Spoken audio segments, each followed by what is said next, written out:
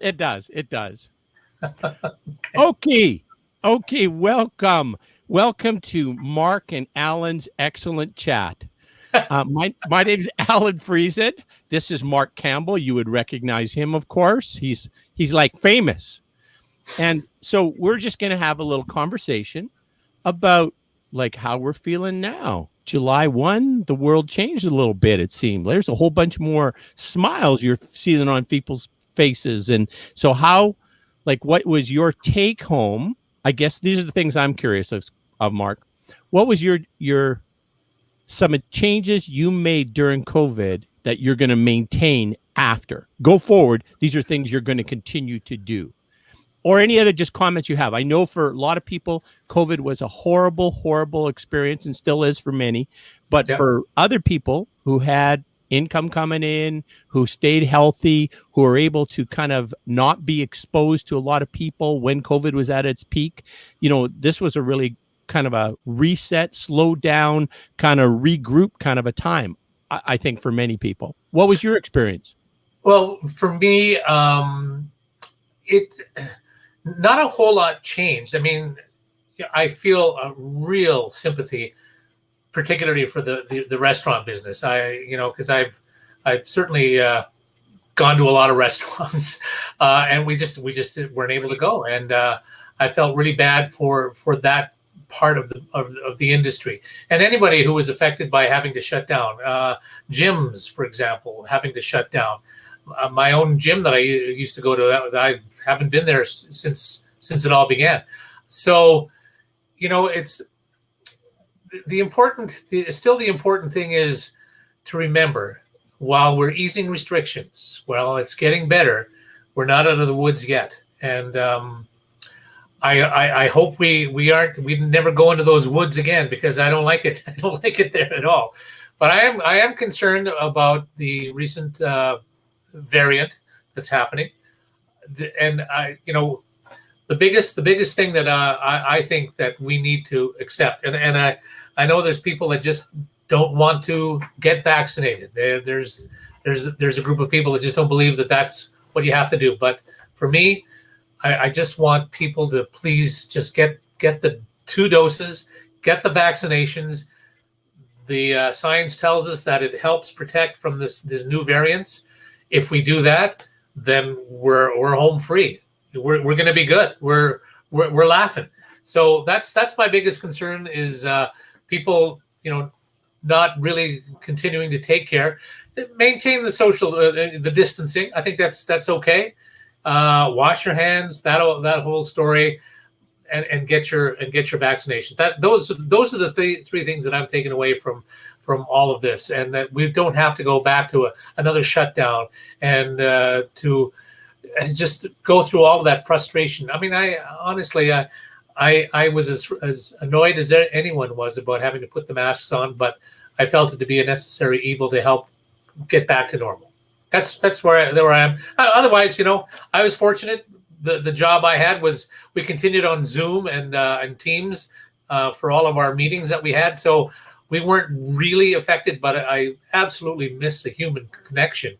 That was really tough, and I can't imagine people who had no connection to any kind of world. So, but now it seems that we're getting to the new sort of, and it's a cliche, the new normal, and I hope so.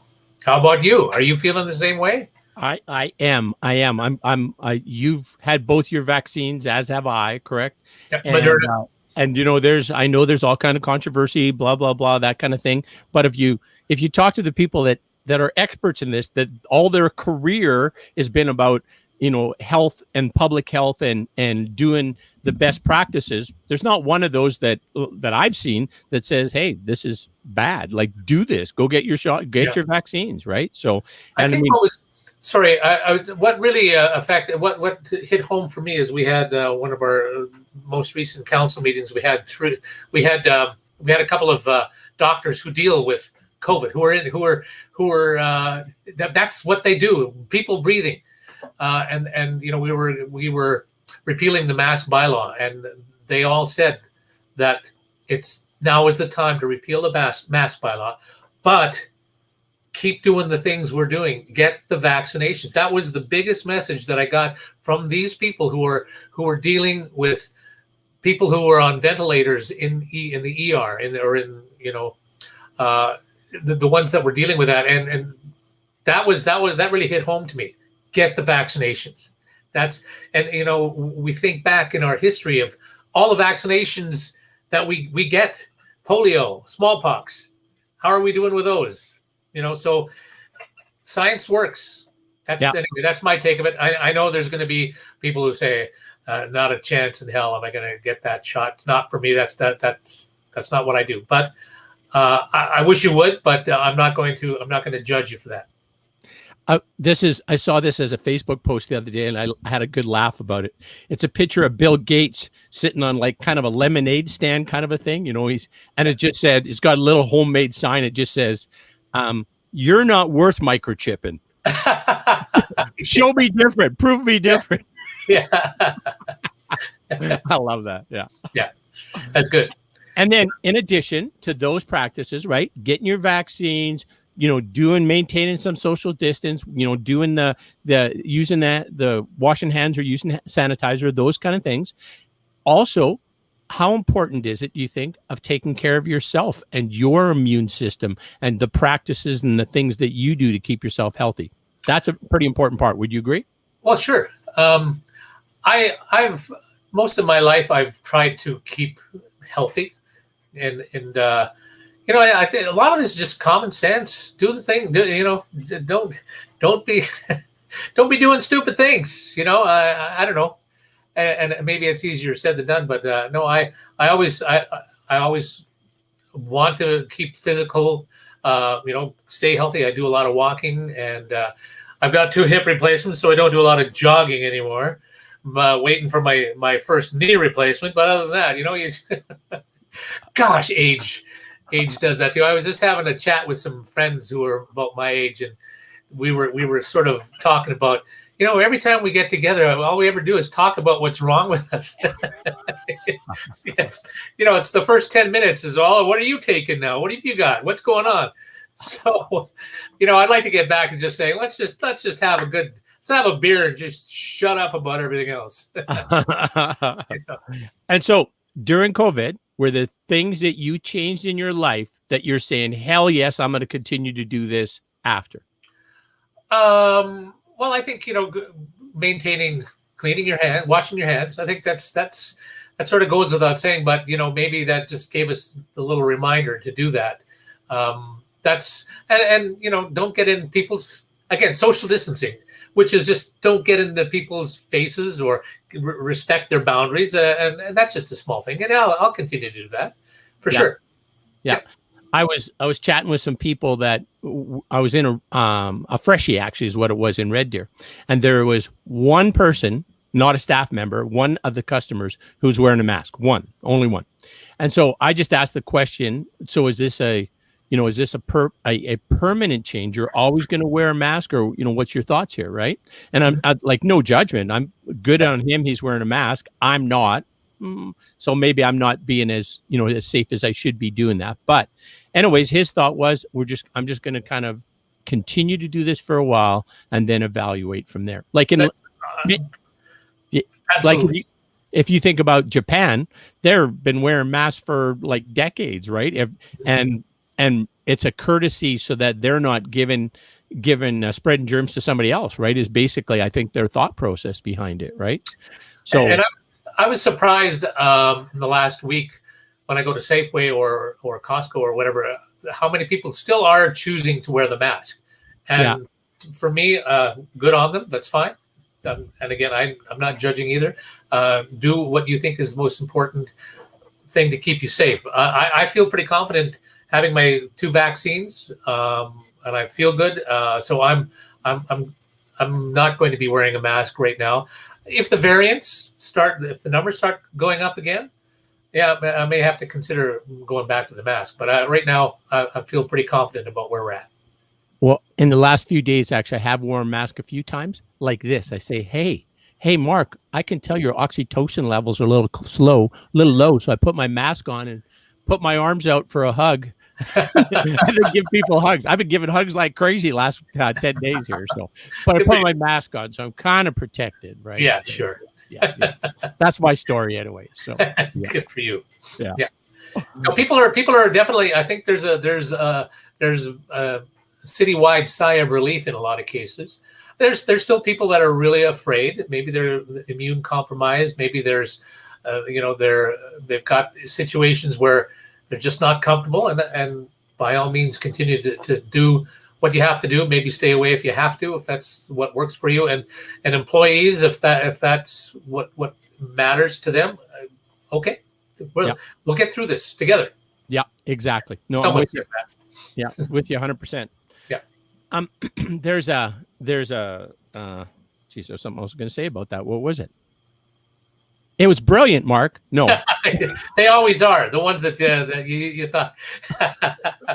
I know what I was going to say. I don't know about your experience, but my experience was I had a whole bunch more time to spend with my lovely bride, and I found out she's quite an amazing woman. I didn't realize that before. So I think for a lot of people, like having some extra time with spouses and kids and family and that kind of thing, I think for a lot of people, it's actually reinforced, supported, enriched their relationships, right? I think that's happened. Yeah, I think so too. Like for us, our situation didn't change a whole lot, quite honestly, because we were still around. Yeah, she's still pretty special. It's just the same like she was before COVID. So we're good.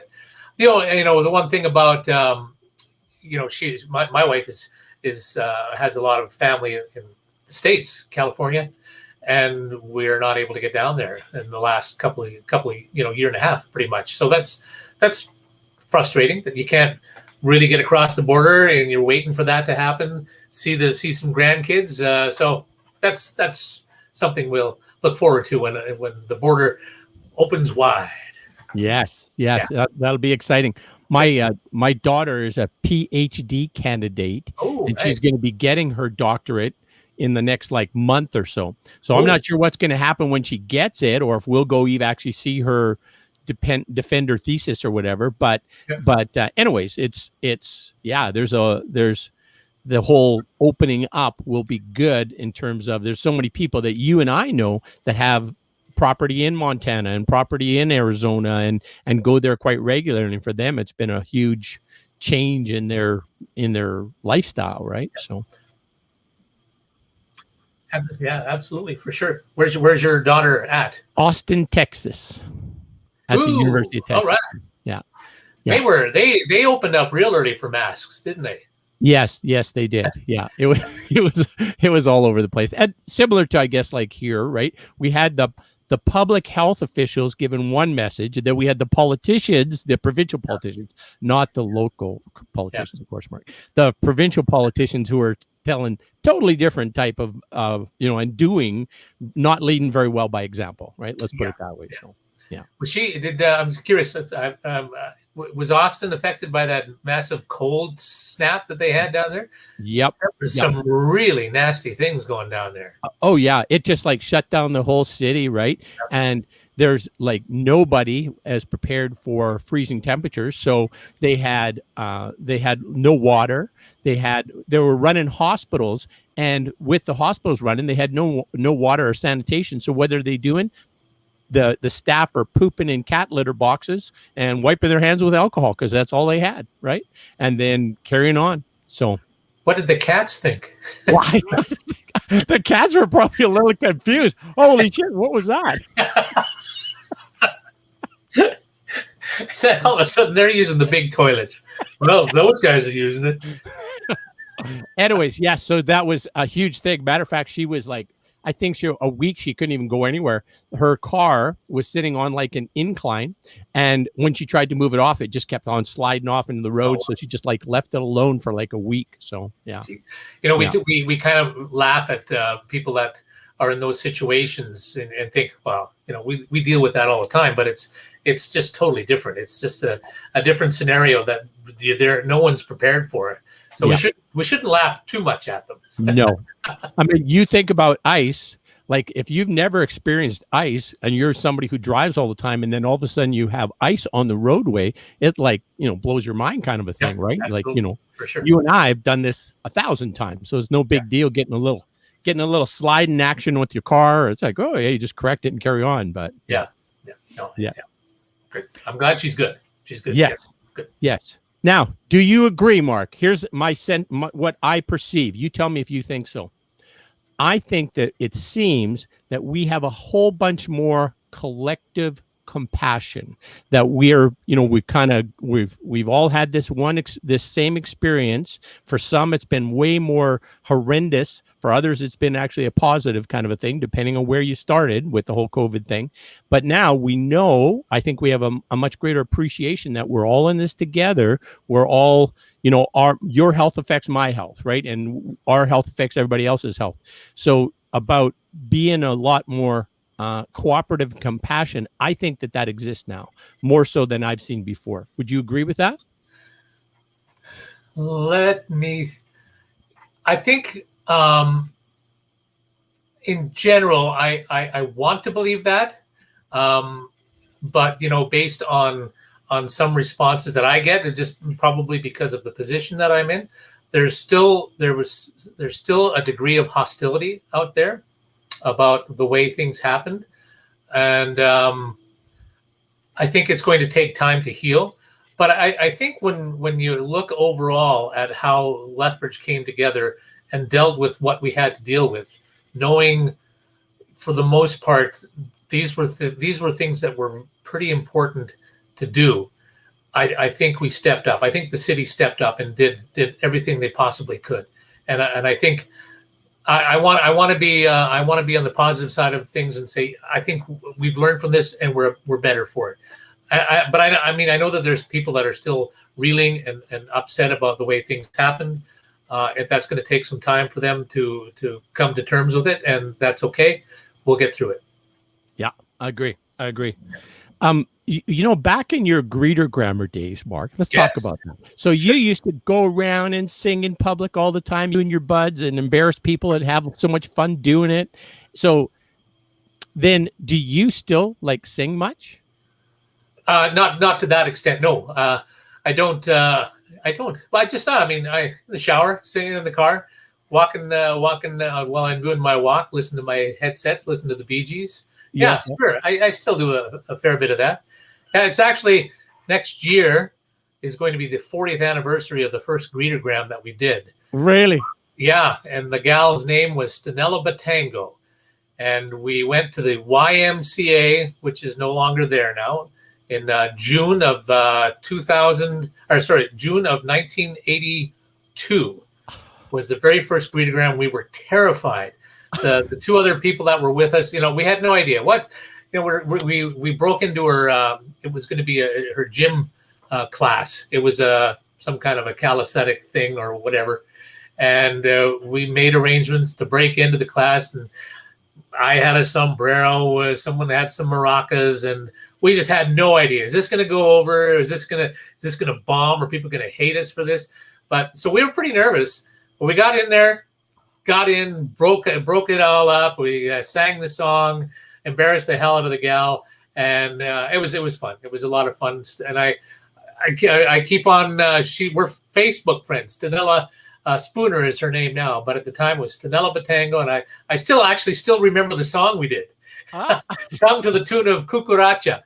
Stanella Batango, la la la la la la. Anyway, that's what I did. It's funny how you remember. I don't remember the third greetogram I ever did, but I sure remember the first one. The first one, yeah. Oh, that's exciting. I don't know if you know this. I have this little daily singing show that I do. Yes. And, yeah. Okay.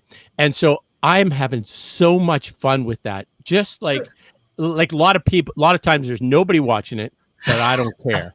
Yeah. No, I just have so much fun doing it. It's for my own entertainment and enjoyment. Sure. And man, the physical, the wellness it brings me to sing songs is incredible. And I'm just encouraging everybody to do more singing. Just do it. It's so much fun. So good for you. It was one interesting thing about having done 20,000 greetograms over 40 years was we were asked to go sing a get well song to someone in the hospital. They had some kind of heart arrhythmia that was something was off. We went up there and we sang this song, and she laughed. And the next thing I heard, that because of that laughter that she had, the arrhythmia went away. She was back. She was back to being fine. Woo! It's crazy, It's just music and laughter, two of the greatest things you can do to make you feel better. So I agree. I agree. And you had it happen in both for that woman, and it cured her. Look at you guys are like a healing agency here. You should like that. There's a couple of guys that died right after we sang, but we don't talk about them. Those are the outliers. That's not the normal. Yeah. Well, actually, that reminds me, Mark. I don't know if you've ever seen it. There's this guy, about 95-year-old black man, and he's slumped over in a wheelchair, and he's like unresponsive, right? People talk to him, and like he doesn't respond or nothing. He's like totally disconnected from everything around him, right? He's got Alzheimer's quite bad, I guess.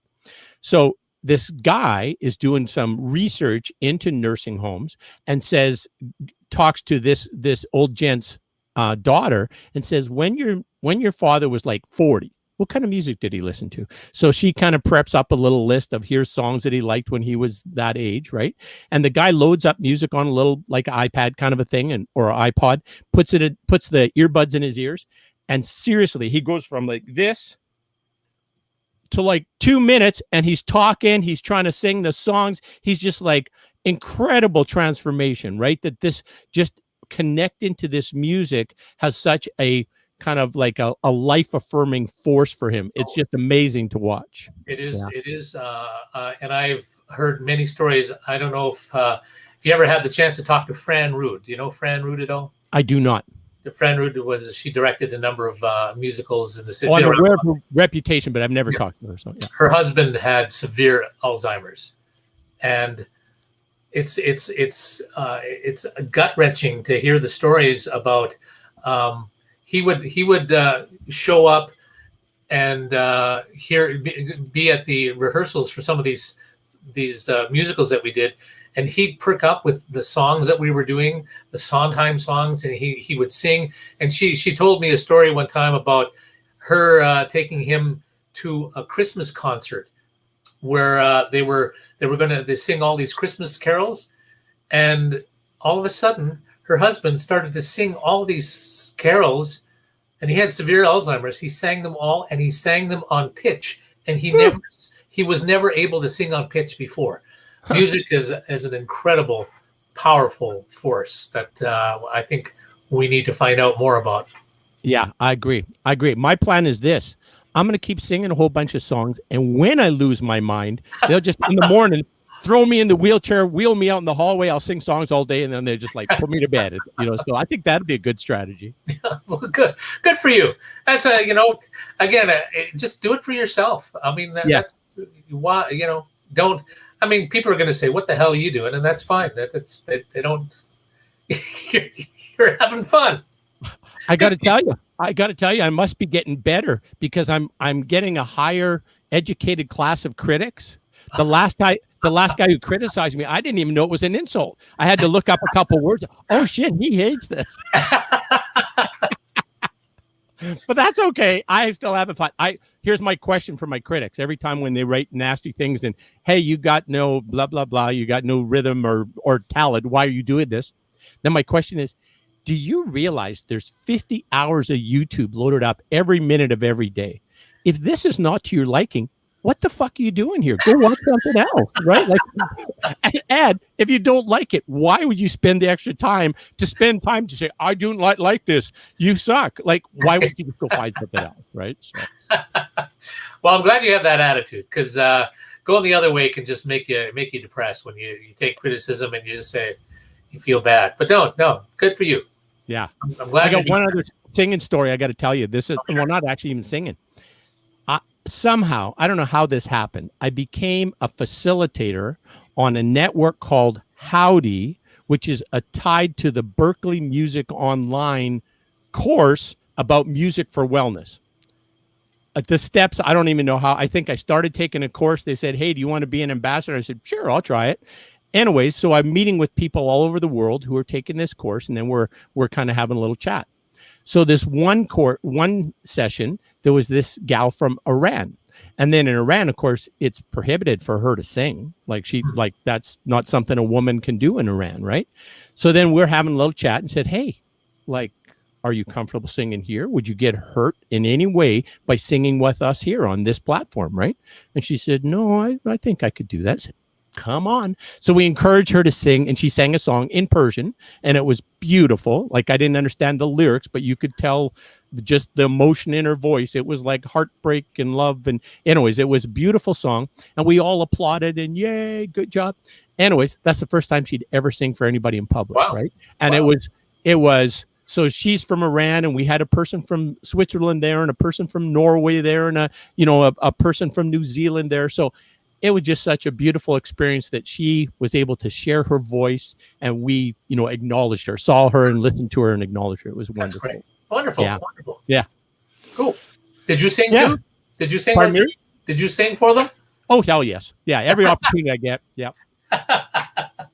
I was actually in Red Deer. It was funny. I was in Red Deer with my bride Corolla, and I do this little singing show once a day, but then often I'll be wandering around. I'll just singing when I'm walking around and such, right? So I go into the barn and I'm singing a song, and then this sparks a conversation with some other people that are there.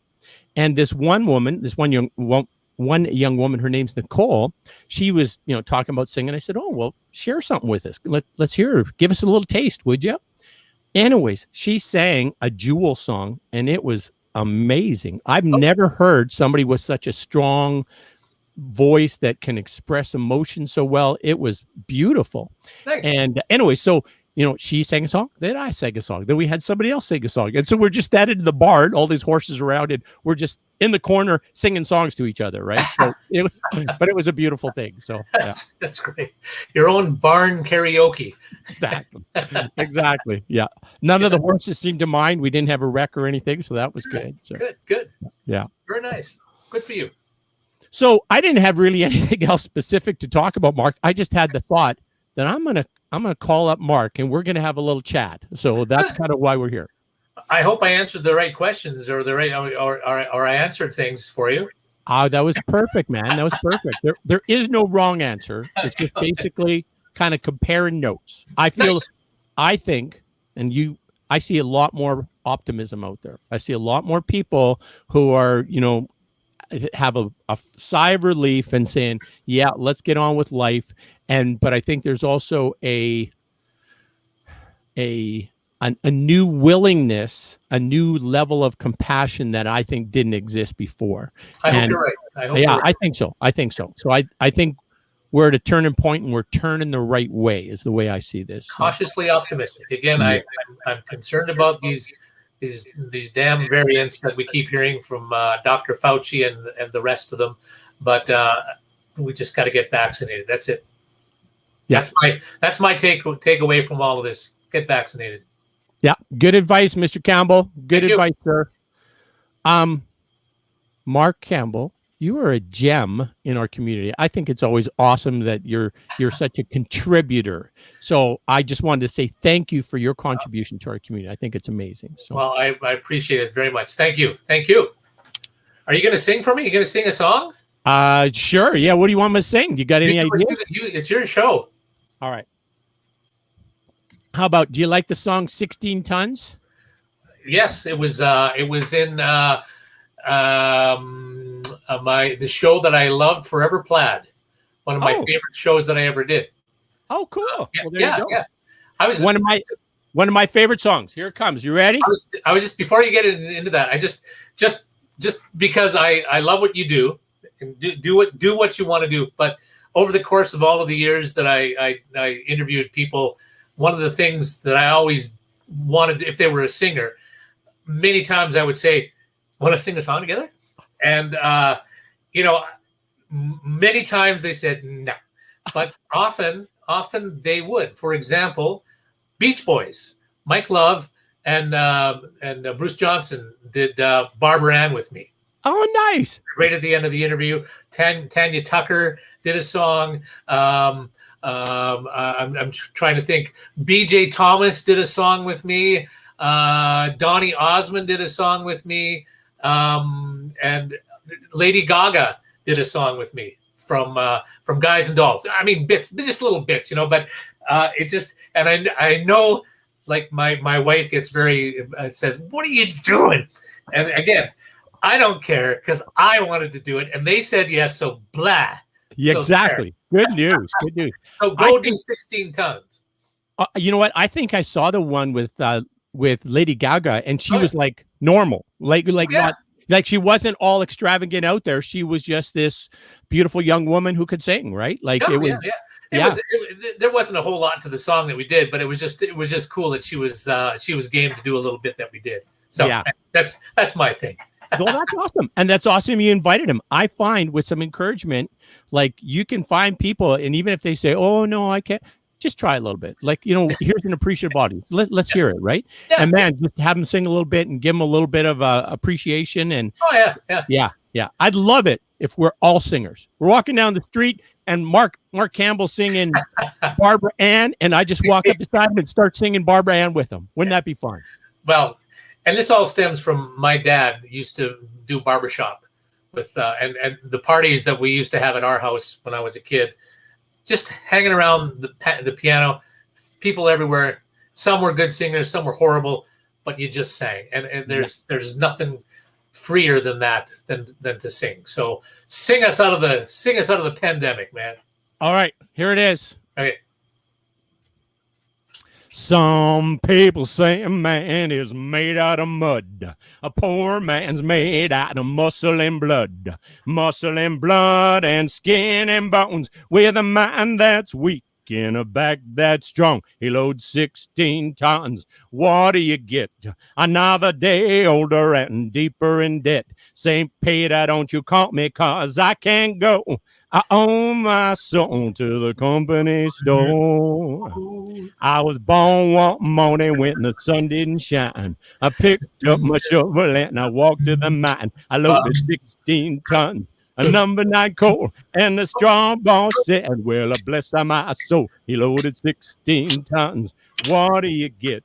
Another day older and deeper in debt. St. Peter, don't you call me, 'cause I can't go. I owe my soul to the company store." Oh, yeah. I was born one morning in the drizzling rain, fighting and trouble on my middle names. I was raised in the Cambridge mine on Mama line. Ain't no high-tone woman make me walk the line. I loaded 16 tons. What do you get?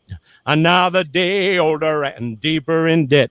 St. Peter, don't you call me, 'cause I can't go. I owe my soul to the company store. Baho! Very nice. Attaboy. You know a lot of words to songs too. That's something I don't know. Yeah, I probably could do 100 from memory, I would say. Wow. Good for you. Good Yeah. stuff. All right. Keep on rocking in the free world. All right. Thank you, Mark Campbell. Keep yourself well, my friend. You too. Thanks for asking me. You betcha, bud. All right. See ya. Stop. How do I?